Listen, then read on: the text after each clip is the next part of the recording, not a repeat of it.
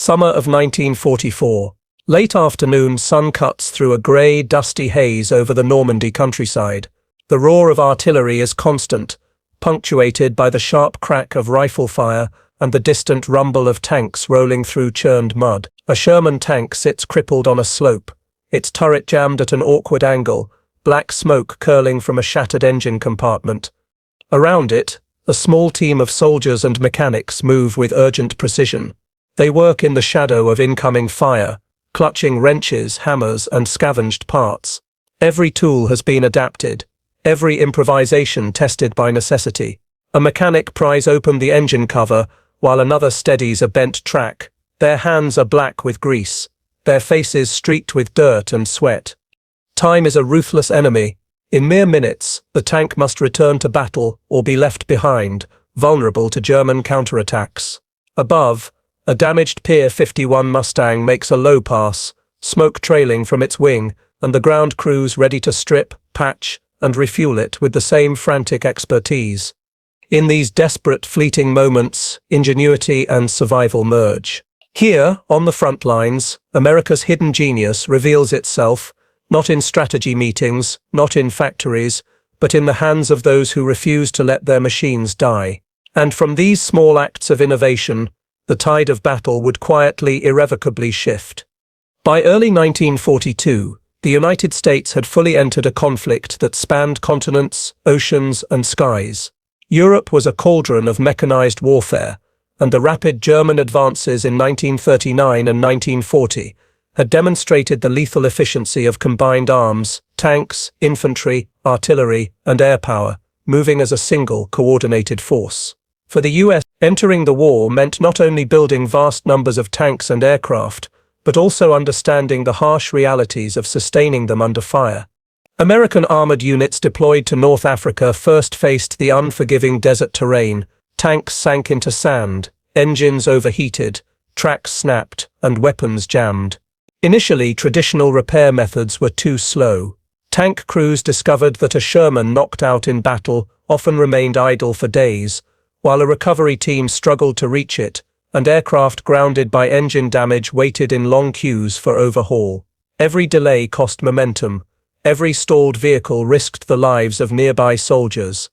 This brutal learning curve prompted a re-evaluation of what it meant to maintain combat readiness.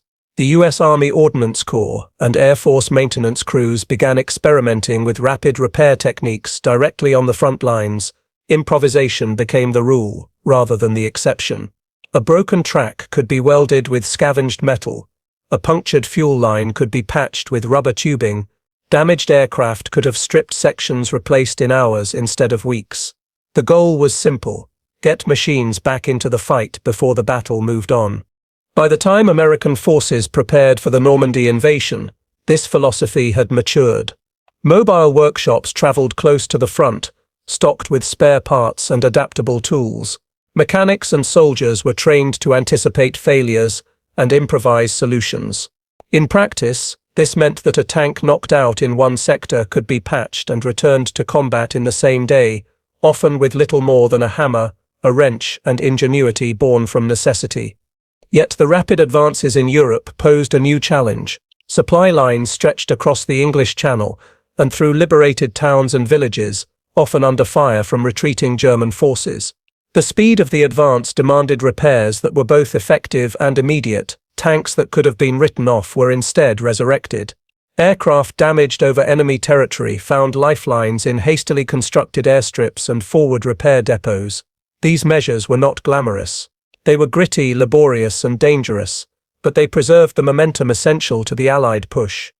American commanders quickly realized that survival in mechanized war relied as much on ingenuity and maintenance as on firepower.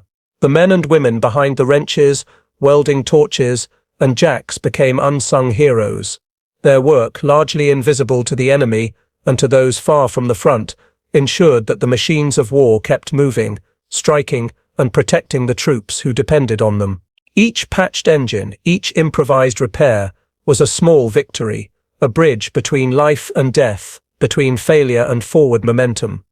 It was within this environment, stretched supply lines, damaged vehicles, and relentless German opposition, but the concept of quick-fix field repairs evolved from ad hoc necessity into a formal tactical advantage. And when the invasion of Normandy came, the lessons learned in North Africa, Sicily, and Italy would prove decisive, revealing a hidden genius at work in the chaos of war. As American forces prepared for the invasion of Western Europe, the lessons of earlier campaigns were codified into an unprecedented logistical effort. Mobile repair units, fully equipped with tools, spare parts, and trained mechanics, were stationed close to the front lines. These units were not static depots. They were highly adaptable teams capable of moving with advancing forces, setting up workshops in barns, fields, and even cratered villages. The U.S. Army Ordnance Corps took the lead, organizing recovery teams that could quickly extract disabled tanks from the battlefield. Specialized vehicles carried welding equipment, replacement tracks, spare engines, and essential components for Sherman tanks, Stuart light tanks, and M10 tank destroyers. Crews were trained to assess damage rapidly, prioritize repairs, and improvise when original parts were unavailable. This approach was mirrored in the U.S. Army Air Forces, where ground crews developed makeshift solutions to repair P-51 Mustangs, B-17 bombers, and other aircraft. Landing gear, hydraulic systems, and control surfaces could be patched in hours rather than the weeks traditional overhauls required. Operation Overlord in June 1944 provided the ultimate proving ground. Normandy's bocage country, dense hedgerows and narrow, winding roads produced a constant toll on armored vehicles. Shermans ran over hidden anti-tank mines, received direct hits from German artillery, or suffered mechanical failures from the punishing terrain. Yet, thanks to mobile repair teams, many of these tanks were returned to action almost immediately. Engineers replaced broken tracks with salvaged pieces, welded damaged hulls, and improvised cooling solutions for overheated engines. Pilots and ground crews did the same for aircraft, often working through the night to ensure planes were ready for the next day's missions. This rapid repair philosophy emphasized one core principle: functionality over perfection. A tank or plane did not need to be fully restored to factory standards. It needed to fight. The motto, "Get it running now, fix properly later," became a guiding maxim for repair crews across all theaters. It represented a profound shift in wartime thinking, where ingenuity and speed outweighed traditional maintenance protocols. Soldiers and mechanics developed techniques on the fly, from cannibalizing parts from abandoned vehicles to fashioning tools from everyday items. These adaptations not only kept vehicles operational, but also saved lives, allowing soldiers to continue advancing under fire rather than waiting for replacement machinery. By the fall of 1944, the impact of these field repairs was unmistakable. American forces could sustain offensive momentum, even when facing determined German resistance. Units that might have been stranded by mechanical failures instead pressed forward, often turning the tide in localized engagements. The Germans, meanwhile, began noticing a disturbing pattern. Destroyed or damaged American tanks and aircraft often returned to the fight within hours or days, undermining the enemy's tactical expectations. This environment of innovation and rapid adaptation set the stage for the next phase of the story: the human, technological, and tactical angles that defined America's field repair genius. From the courage of individual mechanics to the strategic implications of quick-fix ingenuity, every repair told a story of survival, resourcefulness, and the quiet brilliance that underpinned victory. In the chaos of battle, it was the ingenuity of individual soldiers and mechanics that defined the success of field repairs. On the outskirts of Carentan in July 1944, a Sherman tank took a direct hit to its engine compartment. The crew could have abandoned it, retreating under the cover of smoke. Instead, the soldiers stayed with their vehicle, hands blackened with grease, faces streaked with sweat and dirt. Using whatever tools and spare parts they could find, they improvised a temporary repair. A strip of metal from a damaged hull became a makeshift brace. Rubber tubing served as a fuel line. Within the hour, the tank roared back to life, returning to the line to continue the fight. These acts were not rare anomalies. They were daily occurrences across Normandy, each instance a testament to human resilience and quick thinking under pressure. Field repairs demanded more than courage. They required creativity with tools and materials. Mechanics learned to work without the luxury of factory equipment. Hydraulic jacks were improvised from barrels and levers, welding rigs were transported on jeeps, and set up wherever space allowed. Aircraft crews, often working on sodden fields under rain or artillery fire, replaced damaged control surfaces with scavenged parts, patched hydraulic lines, and kept engines running. Each innovation was practical and immediate. Effectiveness mattered more than elegance. These technical solutions, born out of necessity, were often the difference between operational units and immobilized assets, allowing American forces to maintain unprecedented battlefield mobility. The ability to repair tanks and aircraft rapidly transformed battlefield tactics. A Sherman knocked out during the breakout at St. Lo could return to the fight in a single day, reinforcing frontline units that would otherwise face critical shortages. Similarly, B-17 bombers, repaired and patched on forward airstrips, continued missions that were crucial for providing air cover to advancing ground forces. Commanders leveraged this capability strategically, knowing that damage did not necessarily equate to loss. The promise of rapid restoration allowed units to operate more aggressively, pressuring German defenses and forcing them to adapt to a resilient and relentless opponent.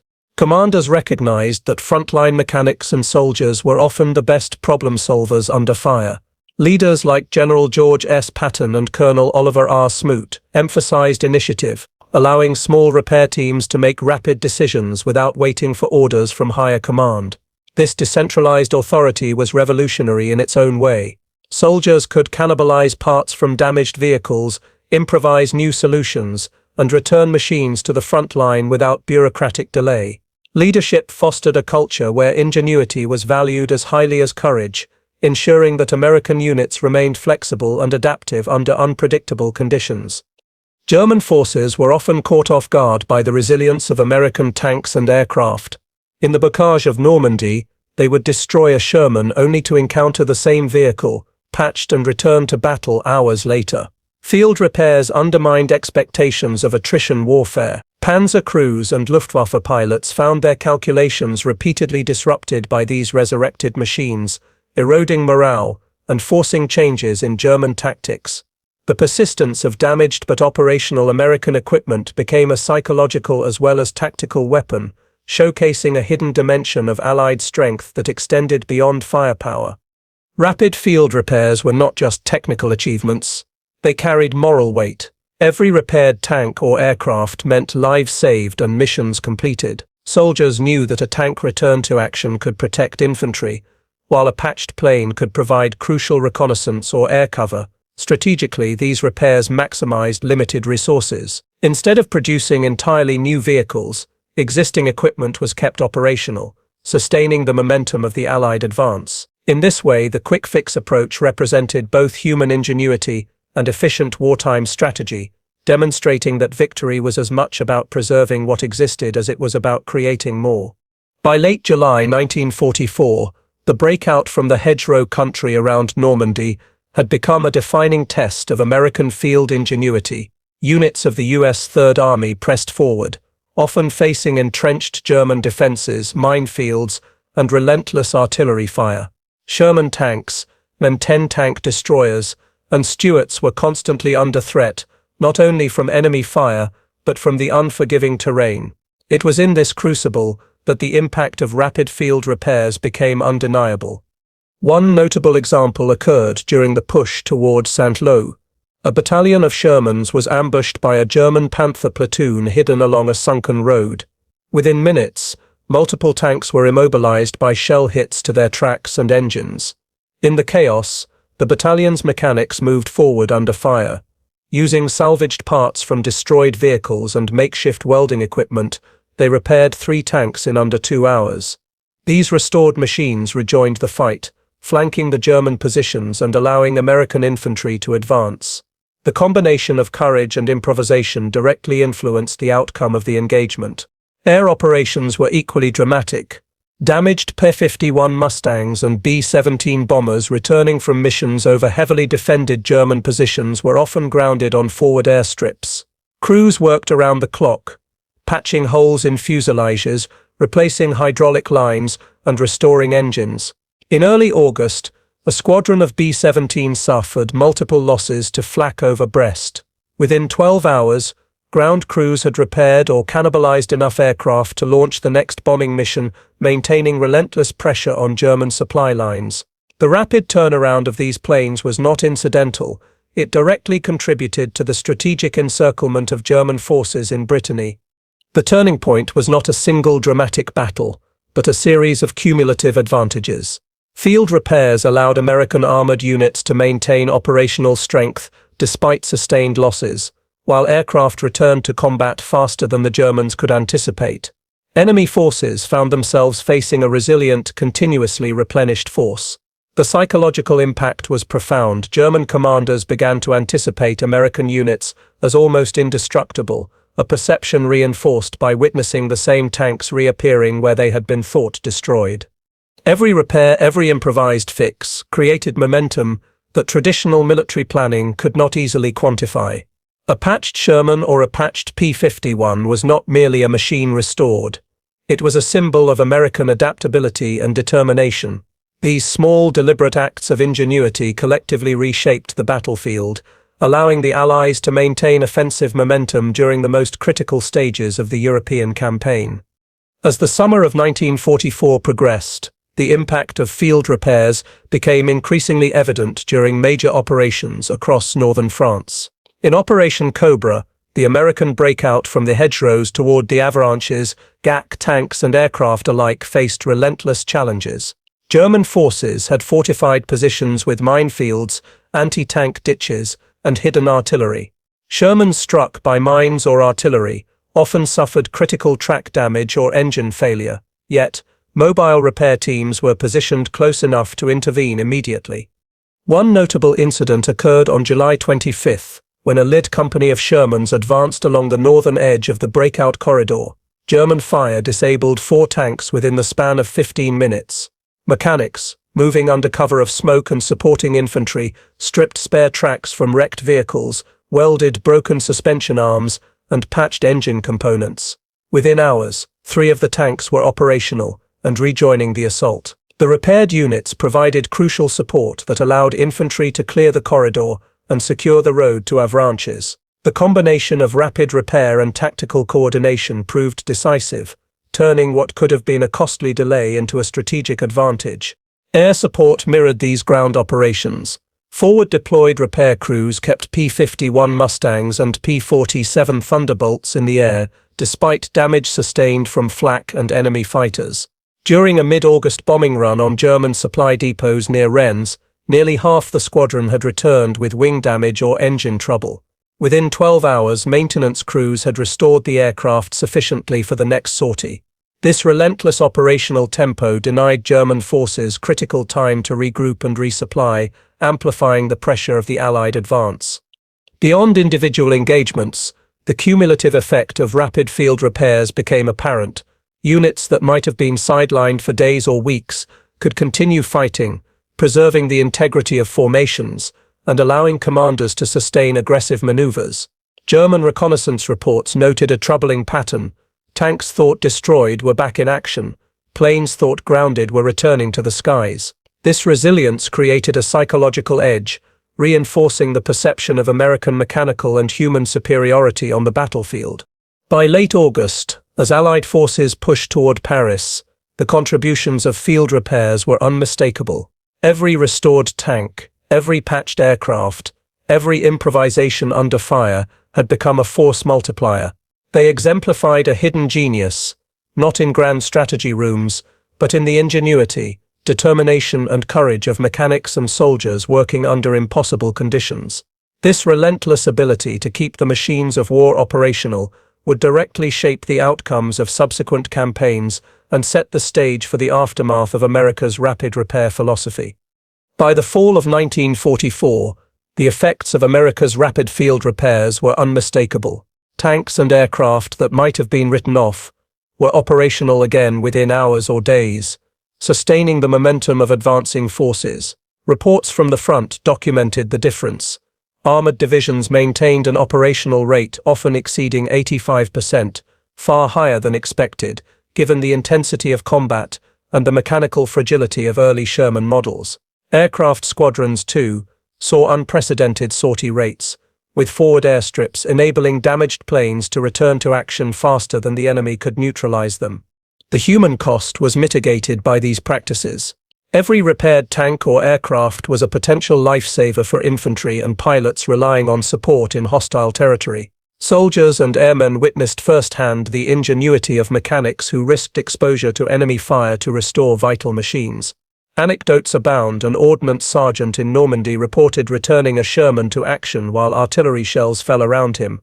A ground crew in Brittany worked through the night to get a B-17 operational for a dawn mission. Such acts, though small in isolation, collectively reinforced morale and operational confidence across the Allied forces.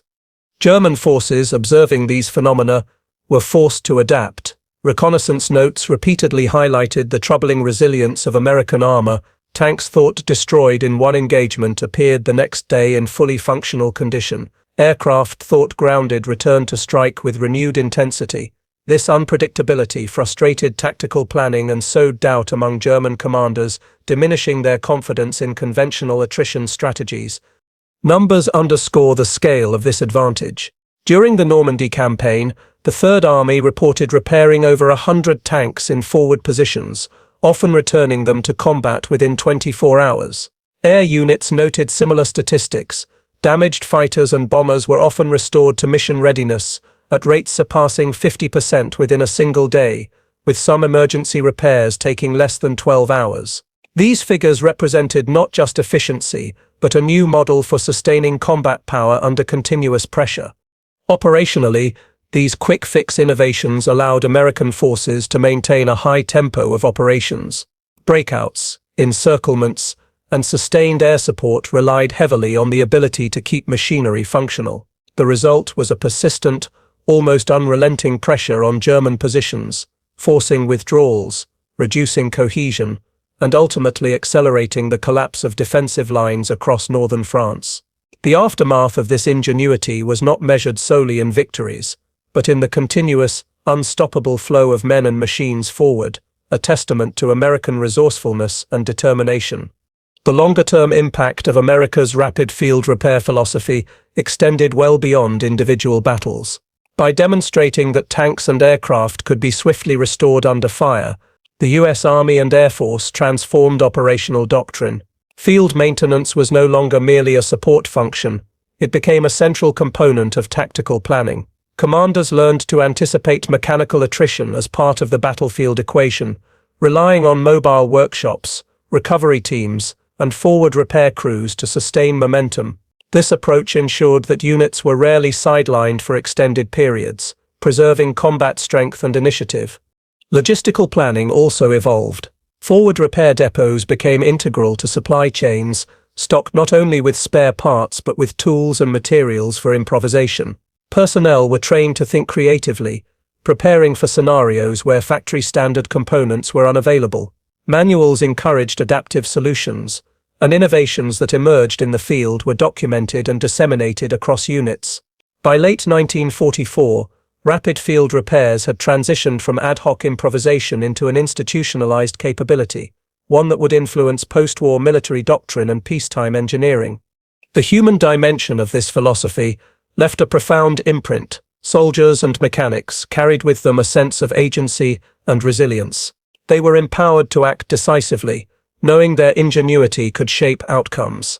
Anecdotal reports from Normandy, Brittany, and the Ardennes repeatedly emphasize how small teams restored critical equipment under harrowing conditions, often saving lives and preserving operational objectives. Their work blurred the lines between maintenance and combat, making every repair a tactical act with immediate consequences. Enemy forces faced not only the physical resilience of American machinery, but also the psychological weight of constant unpredictability. Tanks and planes that should have been out of action returned with renewed capability, frustrating German tactical calculations and eroding morale. Over time, this resilience became an unseen but potent advantage, forcing the enemy to allocate resources defensively and contributing to a cumulative weakening of German positions across multiple fronts. Ultimately, the aftermath of America's rapid field repairs was a combination of strategic, technological, and human effects. Battle outcomes were preserved or enhanced, operational tempo remained high, and morale both of American troops and their adversaries was profoundly shaped by the relentless ingenuity of repair teams. The lessons learned during these campaigns would ripple far beyond the war, influencing military maintenance, engineering, and the very concept of adaptability under pressure for decades to come. In the smoke, mud, and chaos of World War II's battlefields, the true genius of America's war effort was often invisible. It was not always in the thunder of tanks firing or the roar of aircraft engines above enemy lines. It was in the quiet, determined hands of those who kept the machines running. Soldiers and mechanics, armed with little more than tools, parts, and ingenuity, turned broken tanks and damaged aircraft into symbols of resilience. Their work was practical, urgent, and profoundly human, an intersection of creativity, courage, and necessity. These quick-fix repairs were more than technical feats. They shaped the tempo of war, preserved lives, and gave commanders the flexibility to exploit fleeting opportunities. In the Normandy bocage, in the open fields of Brittany, and across forward airstrips in France, every patched track, every welded engine mount, and every improvised fuel line was a small act of strategic brilliance. They demonstrated that war is not only won by firepower, but also by the ability to adapt, to innovate, and to persevere when the margin for error is non-existent. The lessons of these field repairs extend far beyond World War II. They reveal the enduring importance of human ingenuity under pressure, the value of empowering individuals at every level, and the profound impact of small, deliberate actions on the course of history. In every repaired Sherman that returned to the front, in every Mustang patched for another sortie, there was a quiet testament to the American spirit, a blend of resourcefulness, determination, and an unwavering commitment to keep moving forward. Ultimately, the story of America's rapid field repairs is a story of ingenuity triumphing over adversity. It is a reminder that even amidst destruction and chaos, human creativity and resolve can reshape outcomes, sustain hope, and turn the tide of history. The genius that worked quietly in the mud and dust of battlefields left an indelible mark, proving that the measure of a nation's strength lies not only in the machines it builds, but in the people who keep them alive.